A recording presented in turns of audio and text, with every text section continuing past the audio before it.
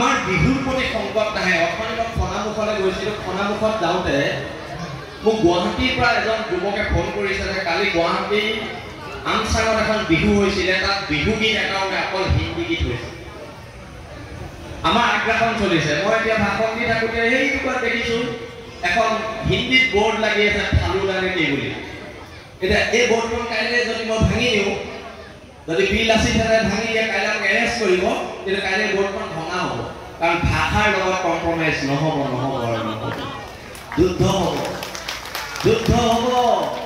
আমি জেললৈ গৈ থকা মানুহ, আমি ভয়াতুৰ নহয়। আৰু এটা কথা স্পষ্টকৈ আমি আপোনালোকক আজি কৈছোঁ, এই যে সংগ্ৰামবিলাক আমি কৰি আছোঁ, কাৰ কাৰণে কৰি আছোঁ?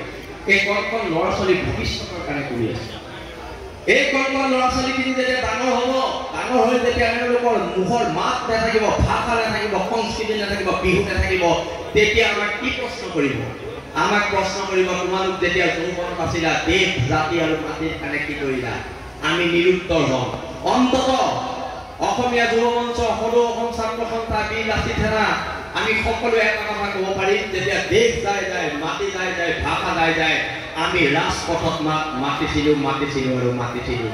এইখন সংগ্ৰামেই সংগ্ৰাম। বিহু বচোৱাৰ সংগ্ৰাম, মৈদাম বচোৱাৰ সংগ্ৰাম, হেংনাং বচোৱাৰ সংগ্ৰাম, পেঁপা বচোৱাৰ সংগ্ৰাম, গগনা বচোৱাৰ সংগ্ৰাম। এইখন সংগ্ৰামত সকলো একত্ৰিত হৈ যুদ্ধ কৰিব লাগিব। কোন দলখন গঠনে কৰিছে ডাঙৰ কথা নহয়, আমি একত্ৰিতভাৱে কৰিছোঁ নে নাই কৰা সেইটোহে ডাঙৰ কথা। সেয়েহে মই আজি ইয়াত বহু ৰাইজ পঢ়ি আছে, মই আপোনালোকক কেতিয়াবা ব্যক্তিগত জীৱনত লগ পাওঁ নে নাপাওঁ মই নাজানো, কিন্তু দেশ জাতি মাটিৰ বিপদৰ সময়ত আমি ৰাজপথত লগ পাম আৰু পাম বুলি মই আশা ৰাখিলোঁ। আৰু ইয়াকে কৈ মোৰ চমু বক্তব্য সামৰণি মাৰিলোঁ। ধন্যবাদ। জয় অসম। আমাৰ বিহুৰ প্ৰতি সংকট নাহে। অথনি মই খনামুখলৈ গৈছিলোঁ, খনামুখত যাওঁতে মোক গুৱাহাটীৰ পৰা এজন যুৱকে ফোন কৰিছে যে কালি গুৱাহাটী আমচাঙত এখন বিহু হৈছিলে, তাত বিহু গীত এটাও অকল হিন্দী গীত হৈছে। আমাৰ আগ্ৰাসন চলিছে। মই এতিয়া ভাষণ দি থাকোঁতে সেই দুখন দেখিছোঁ এখন হিন্দীত বৰ্ড লাগি আছে ফালুদানে কি বুলি। এতিয়া এই বৰ্ডখন কাইলৈ যদি মই ভাঙি দিওঁ, যদি বিল আসি থাকে ভাঙি দিয়ে কাইলৈ আমাক এৰেষ্ট কৰিব, তেতিয়া কাইলৈ বৰ্ডখন ভঙা হ'ব। কাৰণ ভাষাৰ লগত কম্প্ৰমাইজ নহ'ব, যুদ্ধ হ'ব, যুদ্ধ হ'ব। আমি জেললৈ গৈ থকা মানুহ, আমি ভয়াতুৰ নহয়। আৰু এটা কথা স্পষ্টকৈ আমি আপোনালোকক আজি কৈছোঁ, এই যে সংগ্ৰামবিলাক আমি কৰি আছোঁ, কাৰ কাৰণে কৰি আছোঁ?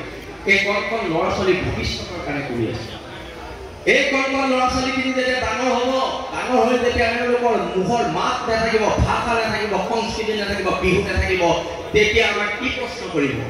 আমাক প্ৰশ্ন কৰিব, তোমালোক যেতিয়া যৌৱনত আছিলা, দেশ জাতি আৰু মাটিৰ কাৰণে কি কৰিলা? আমি নিৰুত্তৰ হ'ম। অন্ততঃ অসমীয়া যুৱ মঞ্চ, সৰু অসম ছাত্ৰ সন্থা, বিল আসি থানা, আমি সকলোৱে এটা কথা ক'ব পাৰিম, যেতিয়া দেশ যায়, মাটি যায়, ভাষা যায়, আমি ৰাজপথত মাতিছিলোঁ আৰু মাতিছিলোঁ। এইখন সংগ্ৰামেই সংগ্ৰাম। বিহু বচোৱাৰ সংগ্ৰাম, মৈদাম বচোৱাৰ সংগ্ৰাম, হেংনাং বচোৱাৰ সংগ্ৰাম, পেঁপা বচোৱাৰ সংগ্ৰাম, গগনা বচোৱাৰ সংগ্ৰাম।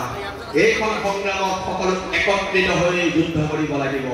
কোন দলখন গঠনে কৰিছে ডাঙৰ কথা নহয়, আমি একত্ৰিতভাৱে কৰিছোঁ নে নাই কৰা সেইটোহে ডাঙৰ কথা। সেয়েহে মই আজি ইয়াত বহু ৰাইজ পঢ়ি আছে, মই আপোনালোকক কেতিয়াবা ব্যক্তিগত জীৱনত লগ পাওঁ নে নাপাওঁ মই নাজানো, কিন্তু দেশ জাতি মাটিৰ বিপদৰ সময়ত আমি ৰাজপথত লগ পাম আৰু পাম বুলি মই আশা ৰাখিলোঁ। আৰু ইয়াকে কৈ মোৰ চমু বক্তব্য সামৰণি মাৰিলোঁ। ধন্যবাদ। জয়